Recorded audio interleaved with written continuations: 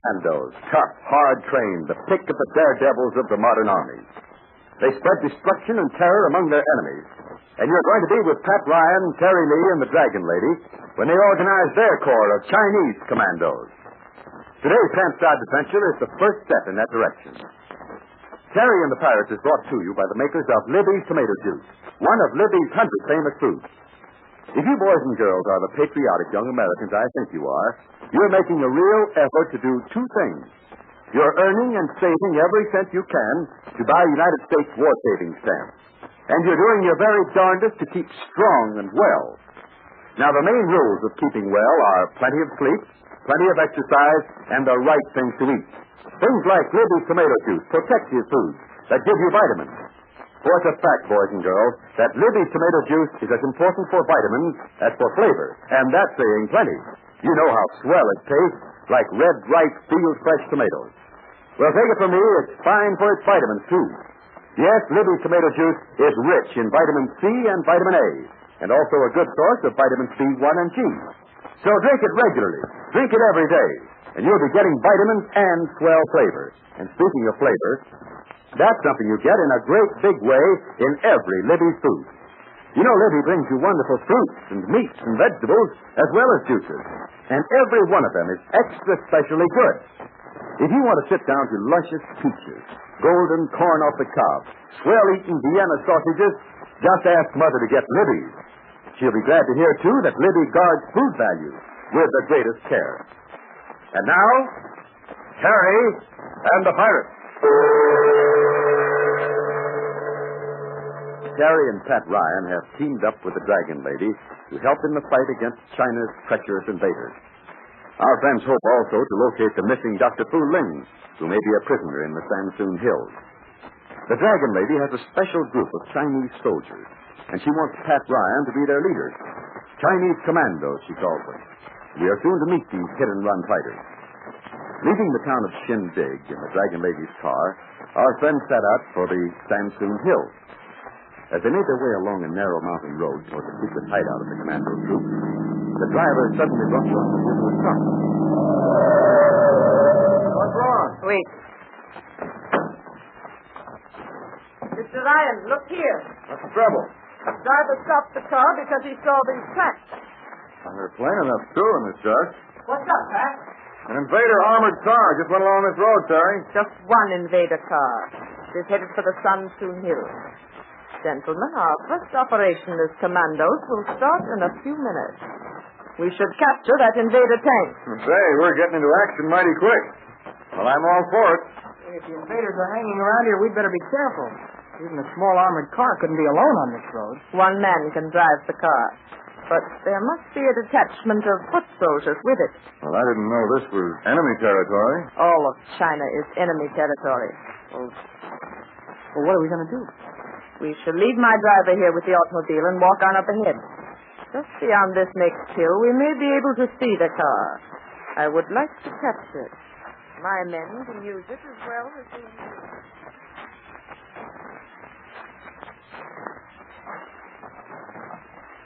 There's the armored car. You can see it down there, just around the turn in the road. Well, it ought to be easy to get.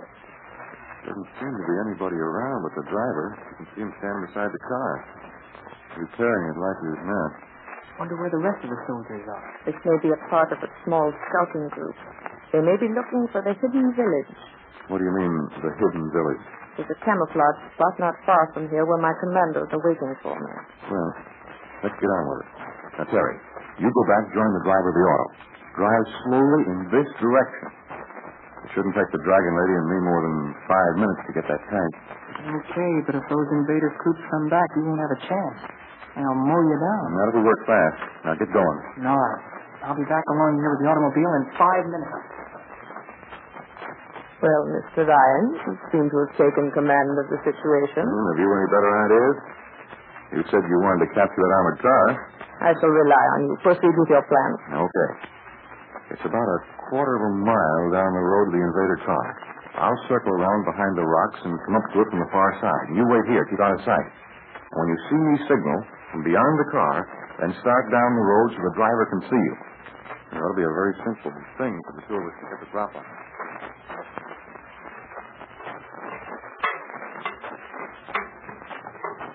Hello there. What? Leon, Suhati. Who are you? Do not come near. Stay where you are or I shoot. What do you want? Okay, buddy, drop the gun. Drop it, I say. I'm up. I got him. Now, come on. That was very quick and very neat. You attracted his attention at the right time. All I had to do was step around the side of the armored car and get the drop on him. Wait, fool. You cannot do this. Oh, so you're going to try with Jitsu, eh? Well, I haven't time for that, and neither of you. We'll just settle things this way. Well done, Mr. Ryan. Now, can you drive one of these tanks? Right now, I can drive anything. Would you care to join me for a... The other invaders have discovered us. It's going to be very hot around here in just a moment. Here comes Terry. Come on, climb in. I'll get this thing going. The invader troops have seen us. They were back there in the hills. They're making their way around the rock. This way. I'll get this thing going in just a second, I hope. You better get started, Pat. We're going to have bad company. There's about 10 of us. They'll be here, but quick. You go ahead in the car, Terry. Follow this road for about 5 miles and wait there. My driver knows the spot. You better come along with me. I shall remain here with Mr. Ryan. I can handle a gun as well as the next. Get going, Terry. Okay. I don't see this. Be able to get this toy wound up. Wouldn't it be a joke if the thing had broken down and we didn't know it? It would be the last joke on us, my friend. I think I can hold them off for a moment.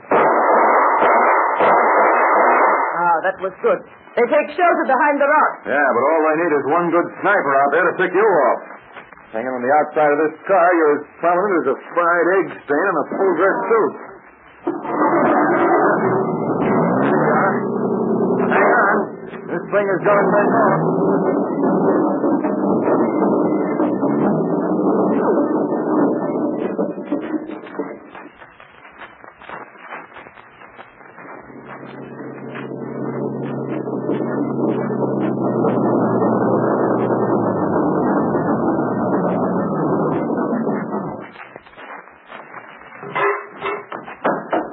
Terry, how do you go for my new roll drop? Like riding in one of those things, Mr. G? Sure. Did you ever sit inside a furnace and ride a bucking bronco at the same time? That's what this armored buggy is like. Oh, you got away all right, huh? How's the dragon lady? Is she? We escaped thanks to my new commando officer, Mr. Ryan. Madame, you flatter me. I'm a general without an army so far. Well, I haven't seen signs of any army of any kind since I've been waiting on this road. I tried to talk to your driver, but he can't understand me. You shall soon meet the men I have picked as the first commando group in China. You will see they are all trained fighters and very intelligent. Well, then let's get started. I want off this road. Don't think those monkeys back there will follow us, but there's no use taking chances. You know, something puzzles me about all this. If I figured it out right, we're behind the invaders' line. That is almost correct, Terry Lee.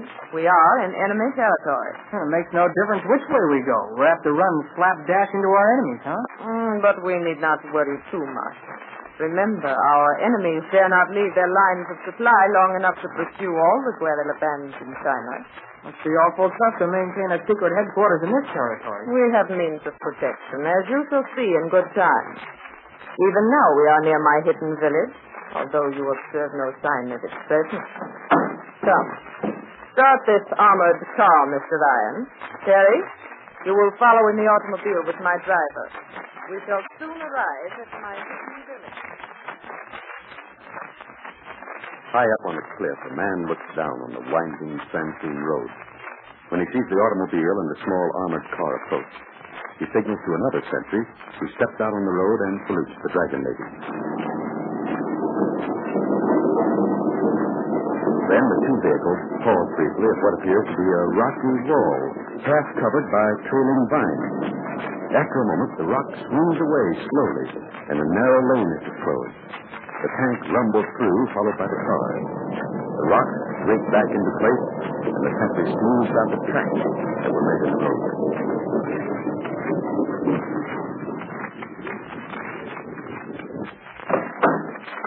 We shall walk the rest of the way. Hey, this is mighty tricky. Those movable rocks that let us in off the road. Hey, I never would have known about them. It is my hope the invader will not discover this hiding place. We have need for this meeting place until we completely destroy its communications in these Chinese Sunsoon Hills. We will leave the cars here. Follow me. There is much to be done.